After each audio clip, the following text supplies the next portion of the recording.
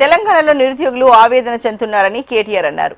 Youth declaration పేరిట ప్రచారంతో కాంగ్రెస్ యువతను వాడుకుంటోందని విమర్శించారు. రాష్ట్రంలో 20,000 పోలీసు ఉద్యోగాల ఖాళీలు ఉంటే కేవలం 7,000 పోస్టులకే నోటిఫికేషన్ ఇవ్వడం ఏంటని ప్రశ్నించారు. ఉద్యోగాలు అడిగితే ఎండ్రిని తాగి చావాలని ఇంజనీరింగ్ గ్రాడ్యుయేట్లను CM Revanth Reddy criminal waste అని అంటున్నారని మండిపడ్డారు. రేవంత్ వ్యాఖ్యలపై రాహుల్ గాంధీ స్పందించారంటూ కేటీఆర్ నిలదీశారు.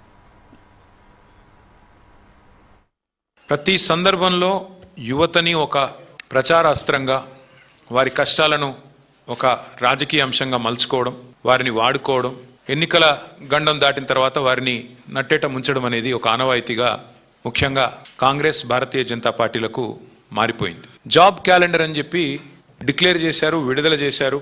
మా అందరికీ, మేము ఎమ్మెల్యేలుగా ఉన్నాం, మా అందరికీ కూడా క్యాలెండర్ను పంచారు. మేము అదే రోజు చెప్పాము, ఇది జాబులు లేని జాబ్ క్యాలెండరు, ఇందులో ఏమీ లేదు అని చెప్తే కూడా లేదు లేదు లేదు మీకు తెలియదు, మీరంతా కావాలని మా మీద బట్టగాల్చి మీదేస్తున్నారని చెప్పి మరి ఆ రోజు మా మీద దుమ్మెత్తిపోసే ప్రయత్నం చేసినారు. సరిగ్గా ఇప్పుడు 2 ఏళ్ళు అయింది. శాసనసభలో జాబ్ క్యాలెండర్ విడుదల చేసి 2 సంవత్సరాలు గడిచింది.